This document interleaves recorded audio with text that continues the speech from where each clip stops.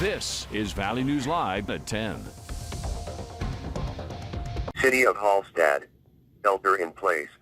Possible armed suspect. Name Jeremy Kostet. If seen, call 911. Do not approach. We begin with new developments on a story we broke to you this afternoon and have been following for you all night. Good evening, everyone. I'm Stacey Van Dyke. And I'm Justin Betty. Folks in Hallstead, Minnesota heard that shelter-in-place order this afternoon after a shooting at an apartment complex. We first broke to you on Valley News Live at 4. At 6, we broke to you that the Norman County Sheriff's Office had a suspect in custody and that lockdown order was lifted. It all happened in the 200 block of 2nd Avenue West near the post office. In the audio you heard, emergency crews named the possible armed suspect as Jeremy Kost. Valley News Live has just confirmed that's who police have in custody. He's in the Tri-County Correction Center in Crookston. Several witnesses tell Valley News Live one victim was taken from the apartment by a medical helicopter, and the ordeal is taking a toll on the community. It scares me because it's a small town and it shouldn't happen in a small town. I have a little daughter at home and I don't want her growing up around that. The landlord of the home where Kost was apprehended tells us he had placed a no trespass order against Kost. We'll continue to follow this story for you on air and on your free VNL News app.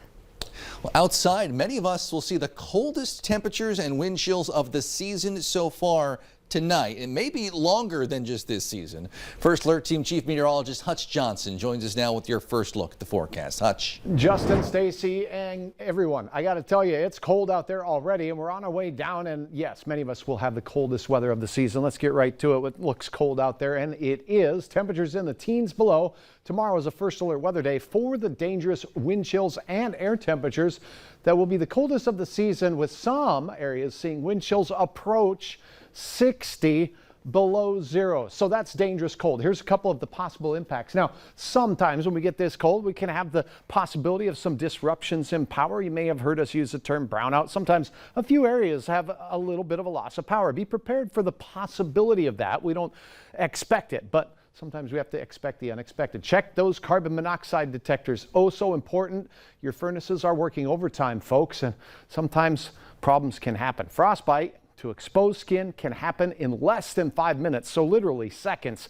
And be careful with any kind of burning inside or space heaters. First and foremost, those temperatures: 20 below Grand Forks, 22 below Langdon, 26 below for Rolla and Rugby right now. As we take you in, we're expecting air temperatures to 40 below. It doesn't happen too often, and those deadly wind chills. Again, we'll have the very latest in your hour-by-hour forecast on how low you go and how long this cold air sticks around. There is some light at the end of the tunnel, though. That is a hint.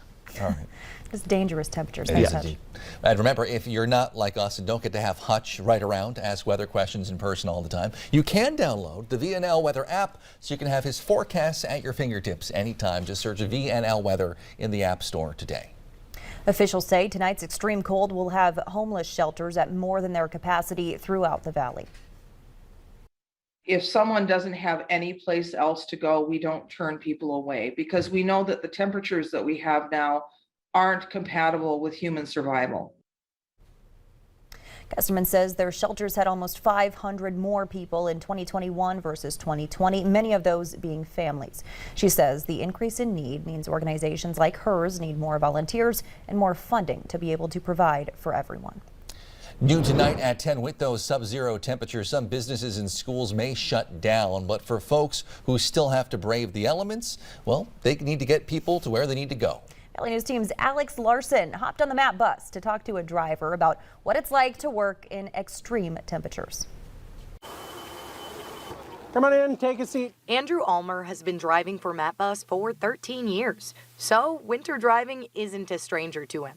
I make sure I wear layers, good heavy jacket, a light sweater. He says for bus drivers, the sub-zero temps hurt, but not as bad as the snow. Snow can make it difficult for any driver, especially when you have a busy bus route. It kind of eats at you because you're running late, you want to be on time, but you know you're not going to be able to. My job is to get these guys from point A to point B as safe as possible. And those waiting at bus stops or waiting to get dropped off at one can get upset too. I just let it roll off my back. I let them vent. I mean, people get angry. They want to blow off steam. You're going to be the target. Don't take it personal. this type of weather can make for some long shifts for Ulmer. You're going to need to stay because you're not just going to drop everybody off in the middle of the nowhere and say, get out, I'm going home. Ulmer says he's confident in his driving this time of year, but as for his bus, vehicles have a tendency to not do well in the harsh cold. So if the bus were to break down, we would try and get into a parking lot with a grocery store, maybe a salon, restaurant, something like that, where everybody can go inside and get warm. He says no matter what the weather brings, he'll keep on driving. It's Mother Nature. She's going to do what she wants. We don't get to tell her what we want. Alex Larson, Valley News Live. Ulmer says it makes him feel good to help people get where they need to be. Investigators continue to search the cause of a fire that tonight has left one man homeless in South Fargo. It happened at a mobile home along San Juan Drive around 3:30 this morning. Firefighters say it started under the home, causing smoke damage inside.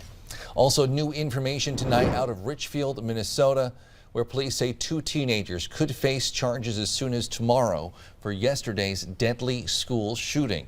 Officers arrested Fernando Valdez Alvarez and Alfredo Rosario Solis in Minneapolis last night. The 18 and 19-year-olds attended South Education Center. Police say one of them opened fire on the school sidewalk yesterday, killing 15-year-old Jamari Rice, who had just transferred to the school this week. The 17-year-old student, not yet named, is also fighting for their life. Also new tonight, Hennepin County Sheriff Dave Hutchinson, who pleaded guilty to drunk driving this winter, will not be seeking re-election. He's been facing mounting criticism since he admitted to driving drunk back in December. He crashed his county-issued SUV on I-94 near Alexandria. He was sentenced to 2 years of probation. Black box data indicates the sheriff was going more than 126 miles an hour. The sheriff initially claimed someone else was driving. Then he released a statement saying he was addressing his alcohol issues. Tonight, visitors lined up in Bismarck to pay their respects to North Dakota Attorney General Wayne Stenjum. Stenjum died unexpectedly last week at 68 years old. His causes of death has not been released. His funeral service will be tomorrow morning at 11. You can watch it live on Fargo CW or stream it online at valleynewslive.com. Service members from across the country are in Minnesota right now taking part in cold water dive training at Camp Ripley south of Brainerd. Kirsten Mitchell shows us how both the U.S. Coast Guard and Navy are training to deploy in any climate. It's not the Virginia beach they're used to. But for these Navy divers hoping to test their cold water skills, it's perfect. The Navy and Coast Guard partnered with the Minnesota National Guard for yearly trainings at Camp Ripley, a task just as much physical as it is mental. Pressure is on your EGS for red. All morning, just kind of prepare myself, and you could see it in the guys' faces when they're about to dive. They're just kind of in their chi, trying to figure out how they're going to do this. Chief Master Diver Ryan Elogan is from California. This is the coldest water he's ever been in. Once underwater, the divers are closely monitored as they complete drills, making sure to pop up for the okay. We don't have the opportunity to get in an environment like this, and we look at what the potential conflicts of the future look like. The ice and the snow and the extreme weather. High North is an operating environment we anticipate we're going to have to be able to operate in and do it successfully. Officials say coming to Minnesota is not only cost effective, but also a perfect landscape to train in the cold weather. Having these tents and having the heaters out here, also supplied by Camp Ripley, they're definitely keeping us warm. The dry suit and layers help too. Many of them. Being here is definitely different. A different climate. Preparing them for deployment, wherever it may be. The Coast Guard will have training classes there in Minnesota all month long. Still ahead on Valley News Live at 10, we'll look at an emotional soldier homecoming today in Detroit Lakes. And temperatures are very cold, but when was the last time we were 40 below or colder? Because there could be some towns like that. In Fargo, it was back in 1887 when we hit 41 below. Not quite that far to look back in Grand Forks back in the early 2000s. All-time coldest temperatures, just for perspective, 60 below in North Dakota and Minnesota, and 70 below for the lower 48. It's the coldest ever. I'll have the details on how low you go next.